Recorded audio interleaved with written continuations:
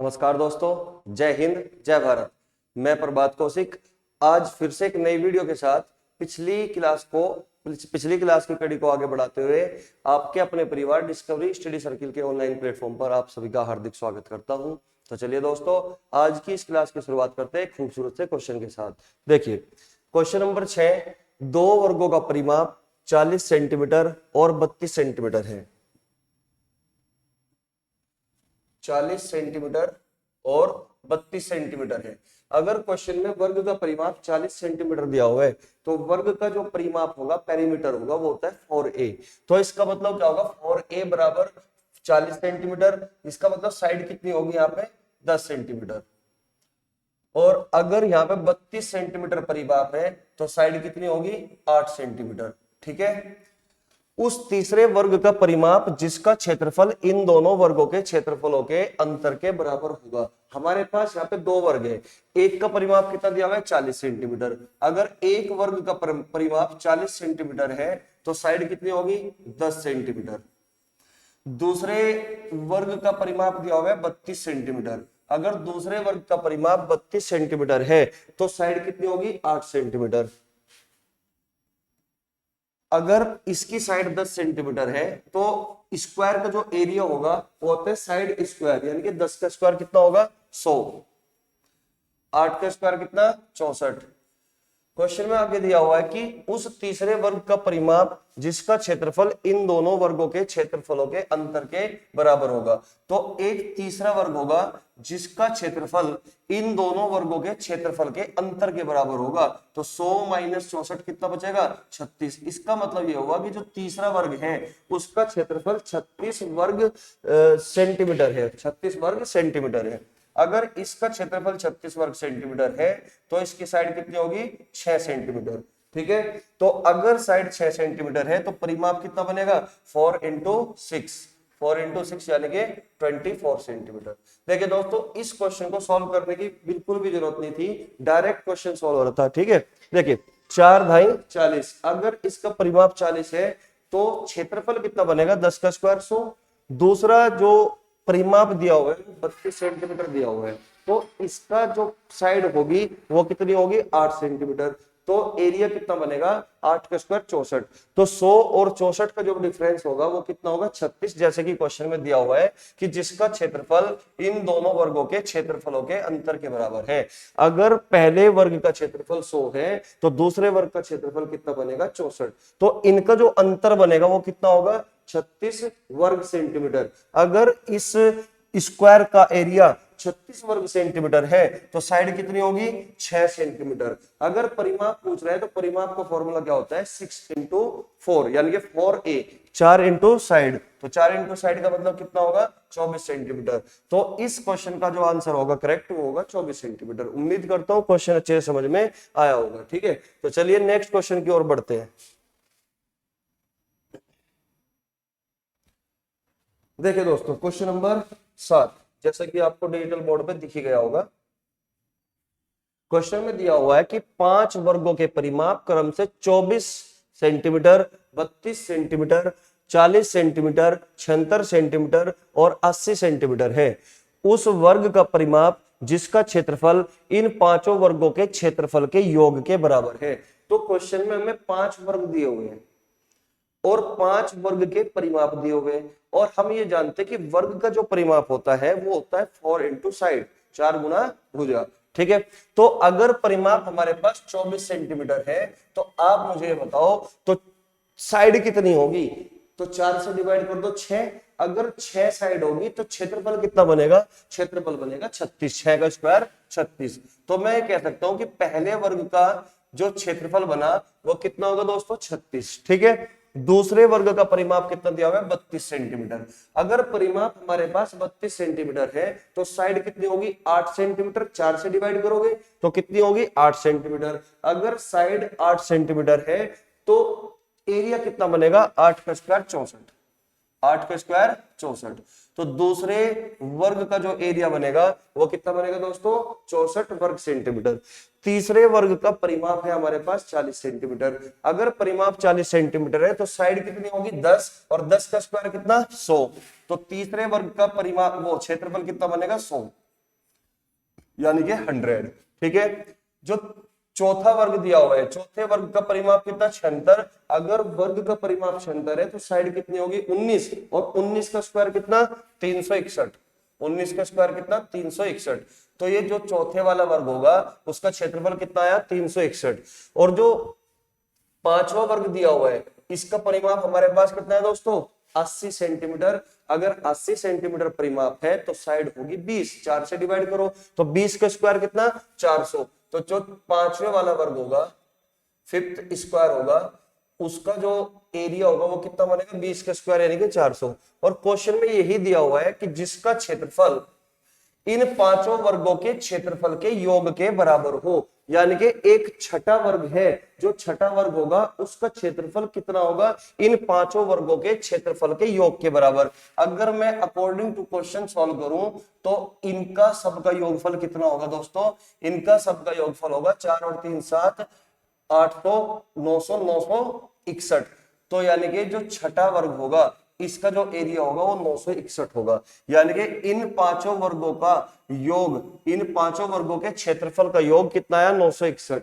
ठीक है, अगर इस वर्ग का क्षेत्रफल 961 है तो साइड कितनी होगी दोस्तों, 31 सेंटीमीटर। इसका मतलब इस वाले वर्ग की साइड 31 सेंटीमीटर है। और आपसे ये पूछना चाहता है कि उस वाले वर्ग का परिमाप क्या होगा, कि इस वर्ग का परिमाप क्या होगा। तो वर्ग का जो परिमाप का फॉर्मूला होता है वो होता है 4 इंटू साइड, यानी कि 4 इंटू साइड। ठीक है, तो पैरामीटर बराबर कितना होगा, 4 इंटू 31, इसका मतलब 124 सेंटीमीटर।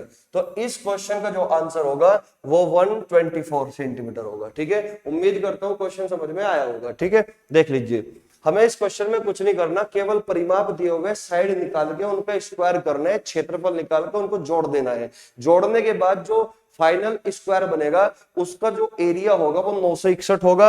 अगर एरिया 961 है तो साइड कितनी होगी, 31 सेंटीमीटर। तो परिमाप कितना होगा, 4 गुना 31 यानी कि 124 सेंटीमीटर। ठीक है, तो चलिए दोस्तों नेक्स्ट क्वेश्चन की ओर बढ़ते हैं, क्वेश्चन नंबर 8।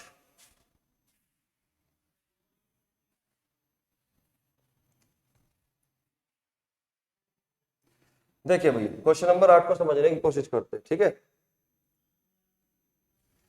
किसी वर्ग का विकर्ण 4√2 सेंटीमीटर है। क्वेश्चन में जो दिया हुआ है किसी वर्ग का विकर्ण दिया हुआ है, स्क्वायर का विकर्ण दिया हुआ है। ठीक है, एक अन्य वर्ग का विकर्ण जिसका क्षेत्रफल पहले वर्ग के क्षेत्रफल का 2 गुना है। हमारे पास बेटा 2 वर्ग है, एक पहला विकर्ण, पहला वर्ग है जिसका विकर्ण कितना है, 4√2 सेंटीमीटर। ठीक है, एक दूसरा वर्ग है जिसमें यह बताया गया है कि दूसरे वर्ग का जो क्षेत्रफल होगा वो पहले वर्ग के क्षेत्रफल का 2 गुना होगा। ठीक है, तो एक अन्य वर्ग का विकर्ण जिसका क्षेत्रफल पहले वर्ग के क्षेत्रफल का 2 गुना होगा। तो हमारे पास 2 वर्ग हुए, एक वर्ग का विकर्ण 4√2 और क्षेत्रफल दूसरे वर्ग का कितना, 2 गुना। तो दूसरे वर्ग का विकर्ण जानना चाहता है आपसे। तो यहाँ पे जो क्वेश्चन में दिया हुआ है वो 2 वर्ग दिए हुए, पहला वर्ग और दूसरा वर्ग। ठीक है, तो पहले वर्ग का और दूसरे वर्ग के साथ जो एरिया का रेशियो दिया हुआ है यहाँ पे वो कितना दिया हुआ है, 1:2, क्योंकि दूसरे वर्ग का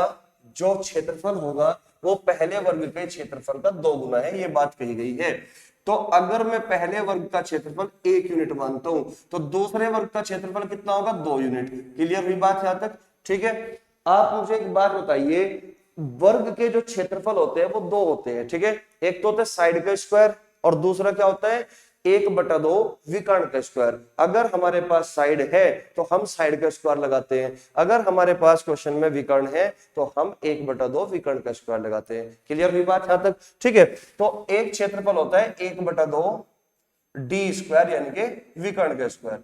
तो ये डायगोनल का, सॉरी एरिया का फॉर्मूला है, एरिया बराबर 1/2 डी स्क्वायर। ठीक है, यानी कि डायगोनल के टर्म्स में। ठीक है, तो आप मुझे एक बात बताओ, अगर हम इस क्वेश्चन में रेशियो निकालना चाहें किसका, डायगोनल का यानी कि विकर्ण का, डायगोनल का यानी कि विकर्ण का, तो हम ये बात जानते हैं कि जो क्षेत्रफल होगा, क्षेत्रफल का रेशियो कभी भी 1/2 पे डिपेंड नहीं करता, वो डिपेंड करता है डी स्क्वायर पे। इसका मतलब ये हुआ कि विकर्ण का स्क्वायर करने के बाद ये 1 आया और विकर्ण का स्क्वायर करने के बाद ये 2 आया होगा। क्लियर हुई बात यहाँ पे। तो डायगोनल का स्क्वायर, वो डायगोनल का रेशियो कैसे निकलेगा, हम 1 का वर्गमूल करेंगे। ठीक है, कितना आया, 1 यूनिट। 2 का वर्गमूल करोगे तो कितना आएगा, √2 यूनिट। कितना आएगा दोस्तों, √2 यूनिट। क्लियर हुई बात यहां तक? ठीक है, तो आपसे ये पूछा गया है कि दूसरे कि एक अन्य वर्ग का विकर्ण, यानी कि दूसरे वर्ग का विकर्ण जिसका क्षेत्रफल पहले वर्ग के क्षेत्रफल का दुगुना है, यानी कि दूसरे वर्ग का विकर्ण पूछा गया है यहाँ पे। ठीक है, पहले वर्ग का विकर्ण कितना दिया है भाई, 4√2, यानी कि अगर पहले वर्ग का विकर्ण 4√2 है तो दूसरे वर्ग का विकर्ण कितना होगा, √2 की मल्टीप्लाई करोगे 4√2 में तो कितना होगा दोस्तों, 8 सेंटीमीटर। यही सवाल का उत्तर है। क्लियर होगी बात? ठीक है, 1 यूनिट की वैल्यू 4√2, √2 यूनिट की वैल्यू 8 सेंटीमीटर। ठीक है, तो option D is correct answer. ठीक है, देखिए question number next, question number 9।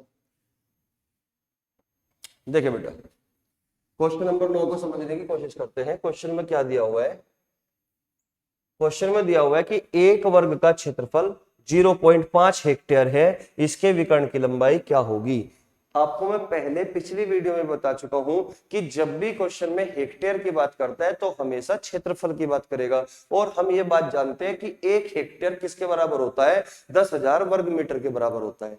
ठीक है, तो समझिए 1 हेक्टेयर बराबर होता है 10,000 वर्ग मीटर के बराबर। क्लियर हुई बात? ठीक है, और जब भी क्वेश्चन में हेक्टेयर की बात करेगा तो इस बात का मतलब होगा कि वो क्षेत्रफल की बात कर रहा है। ठीक है भाई, देखिए क्वेश्चन में दिया हुआ है कि एक वर्ग का क्षेत्रफल 0.5 हेक्टेयर है। अगर मैं इसमें 10,000 की मल्टीप्लाई करता हूं तो ये 5,000 वर्ग मीटर हो जाएगा। इसका मतलब ये हुआ कि एक वर्ग का क्षेत्रफल 5,000 वर्ग मीटर है। कितना है दोस्तों, 5,000 वर्ग मीटर। मैंने इसमें 10,000 की मल्टीप्लाई कर दी। ठीक है, तो एक वर्ग का क्षेत्रफल 5,000 वर्ग मीटर है, इसके विकर्ण की लंबाई क्या होगी। तो हम ये बात जानते हैं कि वर्ग का जो क्षेत्रफल होता है वो 1/2 डी स्क्वायर होता है, 1/2 डी स्क्वायर होता है। तो ये भी उसी वर्ग का क्षेत्रफल है जिस वर्ग का क्षेत्रफल ये है। तो क्या दोनों बात बराबर हुई? आप कहोगे सर बिल्कुल बराबर हुई। तो 2 की मल्टीप्लाई जब 5,000 में करोगे तो डी स्क्वायर बराबर कितना होगा, ये 10,000 के बराबर होगा। अगर ये 10,000 वर्ग मीटर के बराबर होगा तो डी कितना होगा, तो डी कितना होगा, डी होगा 100 मीटर। क्लियर हुई बात? तो इस सवाल का जो आंसर होगा वो ए ऑप्शन इज करेक्ट। ठीक है,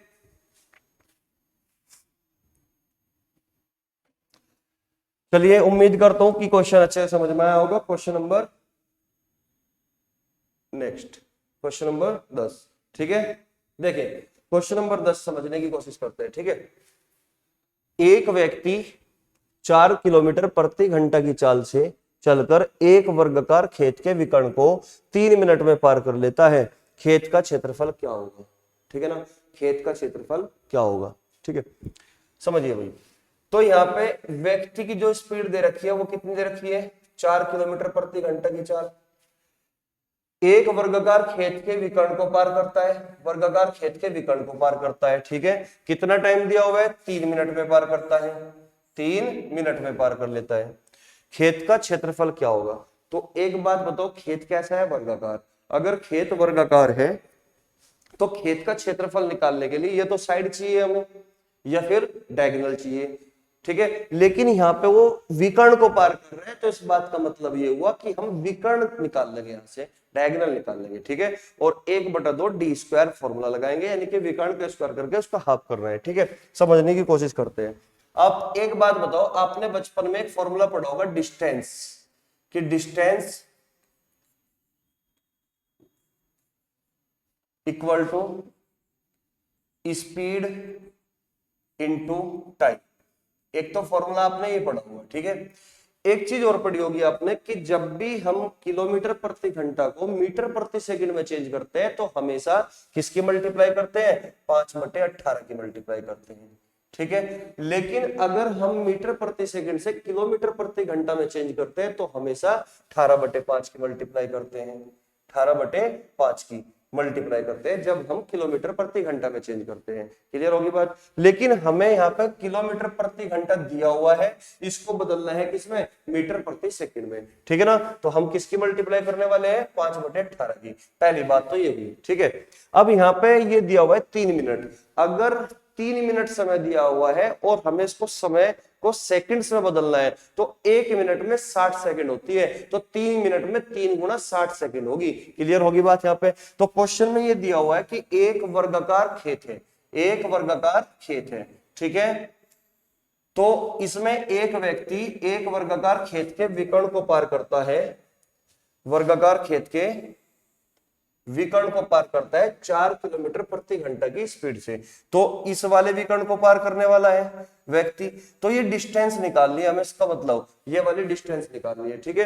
तो डिस्टेंस मतलब डायगोनल की वैल्यू निकालनी है, तो डायगोनल इक्वल टू स्पीड कितनी है 4 किलोमीटर प्रति घंटा। अगर इसको मैं 5/18 से मल्टीप्लाई कर दूं तो ये मीटर प्रति सेकंड में चेंज होगा, तो मीटर के साथ हमेशा क्या होगा सेकंड्स होगा, ठीक है। तो 4 किलोमीटर प्रति घंटा को हमने स्पीड को मीटर प्रति सेकंड में बदल दिया, ठीक है। टाइम क्या दिया हुआ है दोस्तों, टाइम दिया हुआ है 3 मिनट। अगर टाइम 3 मिनट है तो इसके साथ में 60 की मल्टीप्लाई कर दोगे ताकि ये सेकंड में बदल जाए। क्लियर हुई बात यहां तक, ठीक है। ये देखिए 3 छंग 18, 5 चौक 20 और 1 जीरो, ये तो कितना आया 200। कितना आया भाई 200 मीटर, 200 मीटर। इसका मतलब ये हुआ कि हमने इस डायगोनल की वैल्यू निकाल ली कि ये 200 मीटर है। अगर हमें इसका क्षेत्रफल निकालना है तो क्षेत्रफल का फॉर्मूला क्या होगा, अगर हमारे पास डायगोनल मौजूद है तो 1/2 डी स्क्वायर। इसका मतलब ये हुआ कि 200 के स्क्वायर को मुझे डिवाइड करना है किससे 2 से, ठीक है। तो एरिया का फॉर्मूला क्या होगा, एरिया बराबर 1/2 डी स्क्वायर। डी स्क्वायर का मतलब 200 गुणा 200। क्लियर होगी बात यहाँ पे, 200 गुणा 200। तो इससे जब काट दोगे तो कितना बचेगा भाई, ये बचेगा 20,000। कितना बचेगा बेटा 20,000 वर्ग मीटर। उम्मीद करता हूं क्वेश्चन आपको बहुत ही अच्छे तरीके से समझ में आया होगा, ठीक है। तो आंसर इसका कौन सा है करेक्ट, सी ऑप्शन, ठीक है दोस्तों। नेक्स्ट क्वेश्चन की ओर बढ़ते हैं, क्वेश्चन नंबर 11, ठीक है। देखिए क्वेश्चन नंबर 11 में क्या दिया हुआ है, फिर से समझने का प्रयास करते हैं नेक्स्ट क्वेश्चन को, ठीक है। सिटी यार नाश हो गया गुरुजी, नाश करूं बंद। एक क्वेश्चन रह गया था लास्ट में।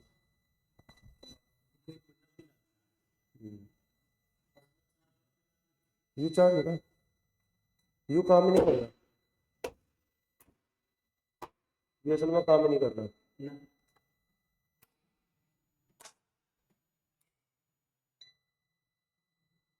इंतजार कर, लास्ट में क्या